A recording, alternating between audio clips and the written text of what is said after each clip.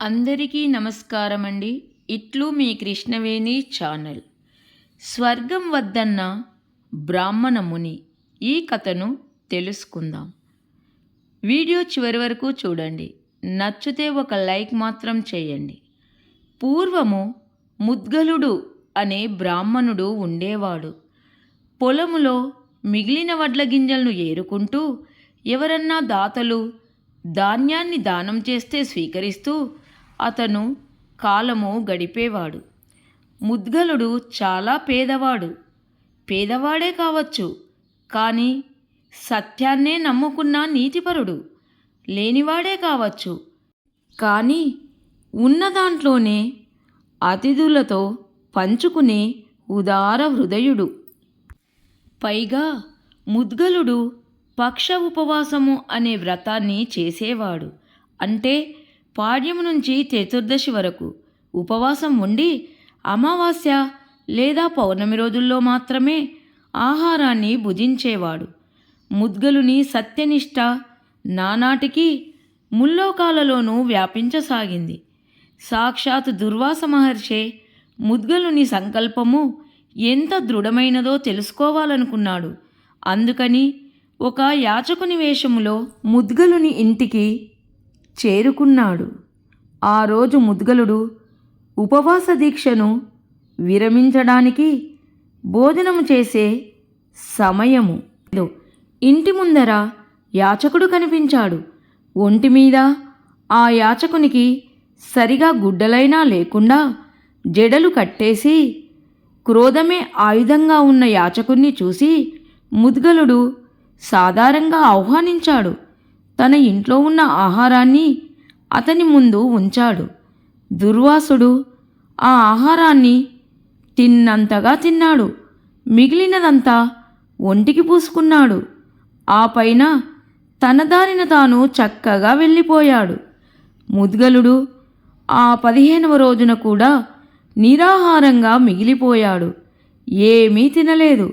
ముద్గలుడు ప్రతి పక్షానికి తన ఉపవాసాన్ని విరమించేందుకు సిద్ధపడటం, అదే సమయంలో ఆ ఉన్మత్తుడు వచ్చి తిన్నంత తిని మిగతాది నేలపాలు చేసి పోవడం. ఇలా ఒకసారి కాదు, 2 సార్లు కాదు, 6 సార్లు జరిగింది. చివరికి దుర్వాసుడు ముద్గలునికి తన నిజరూపములో దర్శనమిచ్చాడు. ముద్గల, నీ ఆతిథ్యము ఉపవాస వ్రతము అసాధారణమైనవి. నీ వ్యక్తిత్వము ఇంత ఉన్నతమైనది కాబట్టే నువ్వు ఇన్నాళ్లుగా ఆకలిని కూడా తట్టుకొని జీవించగలిగావు. నీ దీక్షకు మెచ్చాను. నీకు స్వర్గలోక ప్రాప్తిని అనుగ్రహిస్తున్నాను అంటూ వరాన్ని ప్రసాదించి వెళ్ళిపోయాడు. దుర్వాసుడు వరం ఇచ్చినట్లుగానే కొన్నాళ్ళకి దేవదూతలు ముద్గలుని స్వర్గానికి తీసుకువెళ్లేందుకు వచ్చారు. ముద్గలుణ్ణి దేవవిమానంలో కూర్చోమ్మంటూ ఆహ్వానించారు. స్వర్గానికి వెళ్తాము, బాగానే ఉంది, కానీ అక్కడి మంచి చెడులు ఏమిటో నాకు ఒక్కసారి తెలియచేయండి అని దేవదూతలను అడిగాడు ముద్గలుడు. ముద్గలుడు అడిగిందే తరువాయి. దేవదూతలు స్వర్గం గురించి, అక్కడి అందచందాల గురించి, అక్కడి సౌకర్యాల గురించి చాలా వర్ణించారు. అక్కడ అందాలే తప్ప ఆకలి దప్పులు ఉండవని, సుఖాలే తప్ప రోగాలు ఉండవని ఊరించారు. ఇదంతా విన్న ముద్గలుడు సలోచనంగా మీరు స్వర్గంలో కనిపించే సానుకూలతలను గురించి చెప్పారు. మరి అక్కడ ఏమన్నా దోషాలు ఉన్నాయా అని అడిగాడు. ముద్గలుడు అడిగిన ప్రశ్నకు దేవదూతలు కాస్త ఇబ్బంది పడుతూ, భూమి మీద ఉన్నప్పుడు చేసిన పుణ్యాల వల్ల స్వర్గప్రాప్తి లభించింది కదా, అయితే అక్కడ మళ్ళీ పుణ్యం చేసే అవకాశము ఉండదు. పైగా మీరు స్వర్గంలో సుఖాన్ని అనుభవిస్తున్న కొద్దీ ఆ పుణ్యము తరిగిపోతుంది. ఎప్పుడైతే ఆ పుణ్యం పూర్తిగా తరిగిపోతుందో అప్పుడు తిరిగి ఈ భూలోకం మీద జన్మించవలసి ఉంటుంది. అలా స్వర్గాన్ని వీడే సమయంలో మనసు వేదన చెందక మానదు. పైగా భూలోకంలో తిరిగి జన్మించక తప్పదు అని చెప్పారు.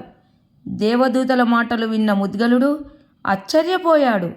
ఆపై కాసేపు ఆలోచించి, అయ్యా, ఈ స్వర్గమేదో మళ్ళీ సంసార బంధాన్ని కలిగించేదిగానే ఉంది కదా, పుట్టుక చావుల చక్రంలోకి మళ్ళీ దించేదిగా ఉంది కదా. అబ్బే, నాకు అలాంటి స్వర్గం వద్దుగాక వద్దు. ఎప్పటికీ సంసారంలోనికి రాని జన్మరాహిత్యమే నాకు కావాలి. ఇక మీదట అలాంటి మోక్షం కోసమే నేను సాధన చేస్తాను. దయచేసి మీరు వెళ్ళిరండి అంటూ ఆ దేవదూతలను పంపివేశాడు ముద్గలుడు. తరువాత సన్యాసాన్ని స్వీకరించి తపస్సు చేసి మోక్షాన్ని సాధించాడు. ఈ విధముగా ముద్గలుడు చివరికి మోక్షాన్ని పొందాడు. కథ నచ్చితే లైక్ చేయండి. మరొక కథ. అప్పుడే సూర్యుడు ఉదయించాడు. ఒక వృద్ధుడు డాక్టర్ ఇంటి తలుపు వద్దకు వచ్చి బెల్ కొట్టడం ప్రారంభించాడు. ఇంత పొద్దున్నే ఎవరు వచ్చారు అంటూ డాక్టర్ భార్య తలుపు తీసింది. ఆ పెద్దాయనను చూసి డాక్టర్ భార్య, అంకుల్, ఇంత ప్రొద్దున్నే వచ్చారు, అంతా బాగానే ఉందా అని అడిగింది. ఆ పెద్దాయన, నేను నా బొటనవేలు కుట్లు ఇప్పించుకోవడానికి వచ్చాను. ఉదయం 8:30 గంటలకు వేరే చోటుకి వెళ్ళవలసి ఉంది, కాబట్టి త్వరగా వచ్చాను, క్షమించండి డాక్టర్ అన్నాడు. వృద్ధుడి నివాసము వైద్యుని ఇంటి పరిసరాల్లో ఉంది. అవసరమైనప్పుడల్లా ఆ డాక్టర్ దగ్గరకు వస్తాడు. అందుకే ఇద్దరికీ కొంత పరిచయం. గది నుండి డాక్టర్ బయటకు వచ్చి, అంకుల్ కూర్చోండి, బొటనవేలు చూపించండి అన్నాడు. డాక్టర్ బొటనవేలి కుట్లు జాగ్రత్తగా విప్పి, అంతా చాలా బానే ఉంది, మీ గాయము మానింది, అయినప్పటికీ మీకు దెబ్బ తగలకుండా కట్టుకడతాను అన్నాడు. చాలామంది వైద్యులు ఉన్నారు, కానీ ఈ వైద్యుడు చాలా సానుభూతిపరుడు, ప్రతి వ్యక్తి పట్ల శ్రద్ధ వహించేవాడు, చాలా దయగలవాడు. డాక్టర్ కట్టుకట్టి, అంకుల్, మీరు 8:30 గంటలకు ఎక్కడికి చేరుకోవాలి? మీకు ఆలస్యమైతే నేను మిమ్మల్ని దించుతాను అని అన్నాడు. వృద్ధుడు, వద్దు డాక్టర్, ప్రస్తుతానికి నేను ఇంటికి వెళ్ళి అల్పాహారము సిద్ధం చేయాలి, తర్వాత సరిగ్గా 9 గంటలకు బయలుదేరుతాను అంటూ కృతజ్ఞతలు తెలిపి బయలుదేరడానికి లేచి నిలబడ్డాడు. వైద్యులు చాలామంది ఉంటారు, కానీ హృదయముతో వైద్యం చేసేవారు చాలా అరుదు. ఆ వ్యక్తి లేచి నిలబడగానే డాక్టర్ భార్య వచ్చి, అంకుల్, మాతో ఇక్కడే అల్పాహారం తీసుకోండి అనగానే పెద్దాయన, లేదమ్మా, నేనిక్కడ అల్పాహారం తీసుకుంటే అక్కడ ఆమెకు అల్పాహారం ఎవరు పెడతారు అన్నాడు. డాక్టర్, మీరు ఎవరి కోసం అల్పాహారం చేయాలి అని అడిగాడు. వృద్ధుడు, నా భార్య కోసం అని చెప్పాడు. ఆమె ఎక్కడ ఉంటారు?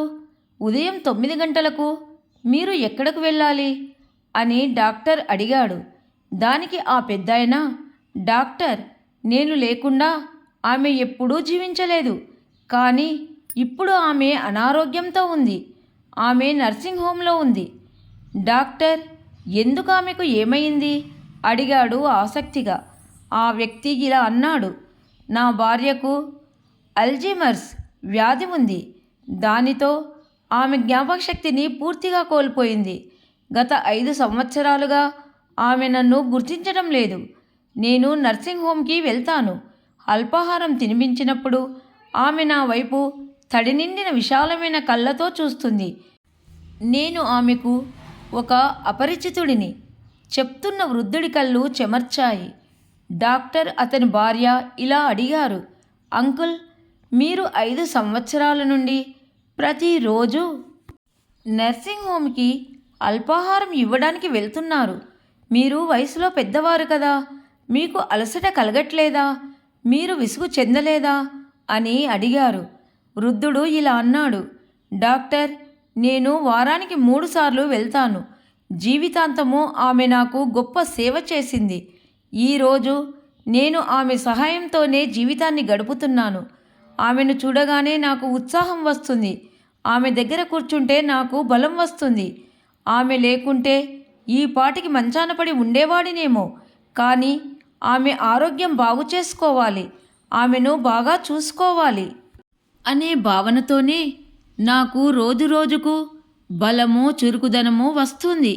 ఉదయం లేచి తయారై ఆవిడను కలవడానికి వెళ్ళి ఆమెతో అల్పాహారం చేయడం, నా చేతులతో ఆమెకు ఆహారం అందివ్వడం, కలిసి అల్పాహారం తినడంలో ఉన్న ఆనందమే వేరు.